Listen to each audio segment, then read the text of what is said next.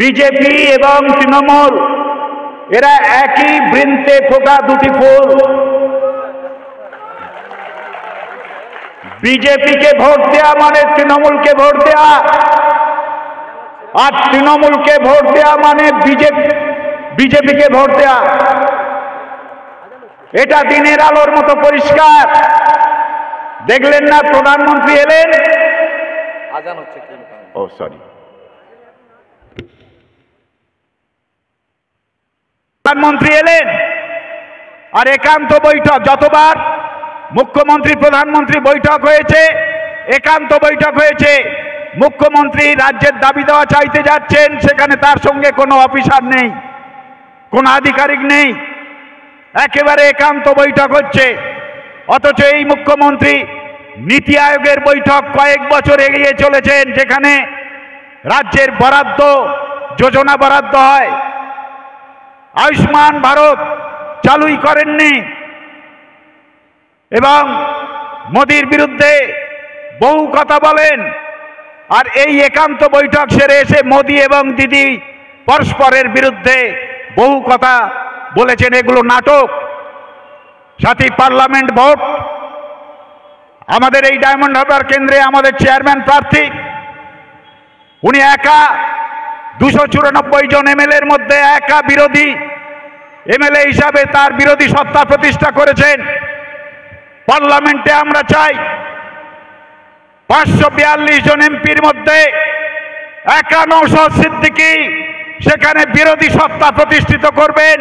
তাই এই কেন্দ্র থেকে নওশাদ সিদ্দিকীকে বিপুল ভোটে আপনাদের জেতাতে হবে। আমাদের আইএসএফ এর রাজ্য সাধারণ সম্পাদক,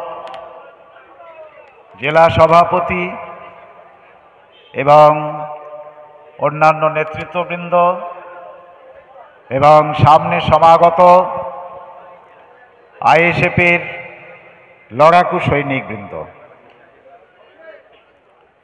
সাথী, আমরা বিশ্বের বৃহত্তম গণতান্ত্রিক রাষ্ট্রের নাগরিক হিসাবে আজ বিশ্বের সামনে পরিচয় দিতে আমাদের লজ্জায় মাথা হেঁট হয়ে যায়। এখন পশ্চিমবঙ্গ, যে পশ্চিমবঙ্গ শিক্ষা, সংস্কৃতি, শিল্প, কলকারখানার, চিকিৎসা সমস্ত কিছুর পীঠস্থান, সেই পশ্চিমবঙ্গে আজ আমরা কি দেখছি? সাথী, আমি সারা জীবন ইতিহাস পড়িয়েছি। ইতিহাসের শিক্ষক হিসাবে আপনাদের কয়েকটা কথা বলতে চাই। এই পশ্চিমবঙ্গ, এই কলকাতা ছিল অবিভক্ত ভারত।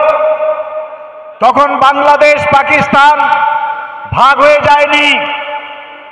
অবিভক্ত ভারতের মতো এই বৃহৎ উপমহাদেশের রাজধানী ছিল প্রায় 150 বছর। 150 বছর রাজধানী থাকার সুবাদে এই পশ্চিমবঙ্গ শিক্ষা, চিকিৎসার পীঠস্থান, নবজাগরণের পীঠস্থান, শিল্প কলকারখানার পীঠস্থান, ব্যবসা বাণিজ্য সমস্ত কিছুরই অগ্রণী ভূমিকা ছিল। কিন্তু আজ সেই পশ্চিমবঙ্গ শ্মশান হয়ে গেছে। জেলা সভাপতি আমাকে সংক্ষেপে বলতে বলেছেন, আমি খুব সংক্ষেপেই বলবো। কতকগুলো মৌলিক প্রশ্ন আপনাদের সামনে তুলে ধরব। আসন্ন পার্লামেন্ট নির্বাচন উপলক্ষে আমরা এখানে সবাই সমবেত হয়েছি। সাথী, আজকের আমাদের এই পশ্চিমবঙ্গে যা চলছে, লুটেরার রাজত্ব, একেবারে লুটতরাজের রাজত্ব চলছে, গুন্ডা বদমায়েশের রাজত্ব চলছে। আমাদের মুখ্যমন্ত্রী তিনি শাসন শুরু করা থেকে 2011 সাল থেকে তিনি কিছু ওই জমিদার পুষেছেন। মধ্যযুগে যেমন সামন্ততন্ত্র ছিল, সেই সামন্ত প্রভু ছিল, সেই সামন্ত প্রভু পুষেছেন। আর এই সামন্ত প্রভুরা এলাকা শাসন করে। এই জমিদাররা, এই আরাবুল, শওকত মোল্লা, শেখ শাহজাহান, অনুব্রত, এরা এলাকা তথা জেলা শাসন করে। নেত্রীর নির্দেশ মতো 75-25 ভাগে লুটতরাজ চলছে। এলাকার মানুষের জমি জমা, ধনসম্পদ সমস্ত কিছু কেন্দ্রীয় এবং রাজ্য সরকারের প্রায় 200-র উপর যোজনার টাকা, সমস্ত প্রাকৃতিক বিপর্যয়ের টাকা, 100 দিনের টাকা, আবাস যোজনার টাকা থেকে শুরু করে একেবারে অবাধে লুণ্ঠন চলছে, ডাকাতি চলছে। আপনারা দেখেছেন এই যে সন্দেশখালি জ্বলছে, এদের মুখে শুনেছেন 100 দিনের কাজ করে যখন টাকা চাইতে গেছে তখন কোদালের বাঁট দেখিয়ে দেওয়া হয়েছে। যারা একটু প্রতিবাদ করেছে তাদের মেরে একসা করে দেওয়া হয়েছে। সাথী, ভোট এসেছে, এখন কত নাটক চলছে। মুখ্যমন্ত্রী তার আদিবাসী প্রীতি দেখাচ্ছেন, এলাকায় এলাকায় গিয়ে বাচ্চাদের গাল টিপে আদর করছেন। গত 2021 সালের ভোটের আগে তিনি বলেছিলেন এই 294টা কেন্দ্রে ধরে নিন আমিই প্রার্থী এবং আমাকে জিতিয়ে দিন, আমি আপনাদের বাড়ি বাসন মেজে দেব। তাই 21 সালে জেতার পর থেকে উনি কতগুলো বাড়িতে বাসন মেজেছেন আপনারা দেখেছেন কি? তারপরে আদিবাসীদের উনি হাত ধরে নাচছেন আর ওনার জমিদাররা আদিবাসীদের জমি সব লুট করে নিচ্ছে। মায়েদের এই ভোট আসার জন্যে যে লক্ষ্মীর ভান্ডার 500 থেকে 1000 টাকা করা হয়েছে, শুধু ভোটটা নেওয়ার জন্যে 500 টাকা থেকে 1000 টাকা করা হয়েছে। মায়েরা একটু ভাববেন এবং মায়েদের ভাবাবেন, এই মাসে 1000 টাকা ভিক্ষে দিয়ে আপনার সন্তানের শিক্ষা, চিকিৎসা, কর্মসংস্থান সমস্ত কিছু ধ্বংস করা হয়েছে। আপনার সন্তানের সামনে দুটো পথ খোলা রাখা হয়েছে। এক, উনি যে মদের ঢালাও ব্যবস্থা করেছেন, পাউচ প্যাকেটে মদ সমস্ত জায়গায় পৌঁছে যাচ্ছে, এমনকি স্কুলেও পৌঁছে যাচ্ছে। এ অত্যন্ত লজ্জার বিষয়। নর্থ 24 পরগনা এক 7ম শ্রেণীর ছাত্রীর ব্যাগে মদের পাউচ প্যাকেট পাওয়া গেছে। শিক্ষাটা কোথায় গেছে আপনি ভাবুন।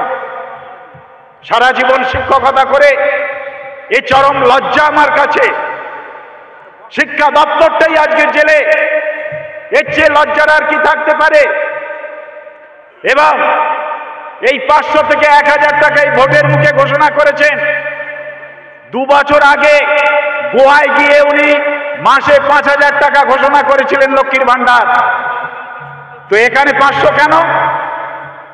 আর এই 1000 টাকা ভিক্ষে দিয়ে আপনার সন্তানের শিক্ষা, চিকিৎসা, কর্মসংস্থান সমস্ত কিছু কেড়ে নিয়ে ওই মদ খেয়ে, যে মদের ঢালাও ব্যবস্থা করেছেন, এই মদের উপর রাজ্য চলছে।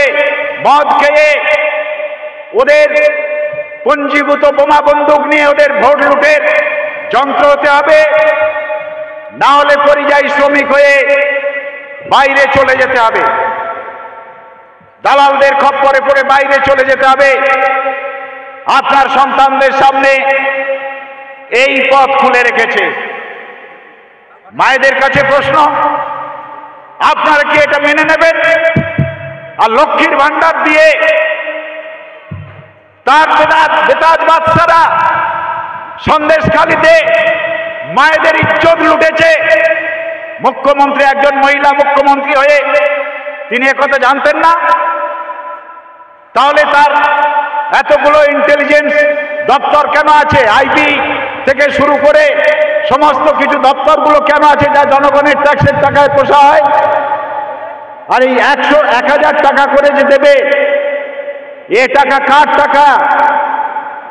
আপনার ট্যাক্সের টাকা আপনাকে দিচ্ছে, আপনার টাকা, জনগণের টাকা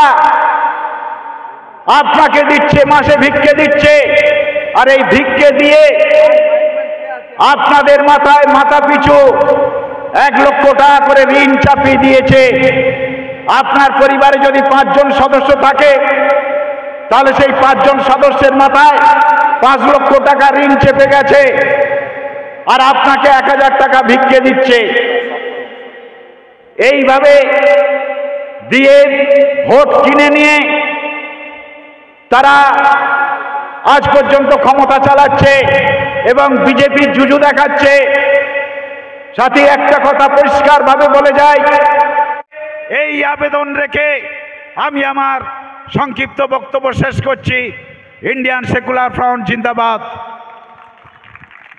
ভাইজান খুব তাড়াতাড়ি চলে আসছেন, কাছাকাছি এসে গেছে।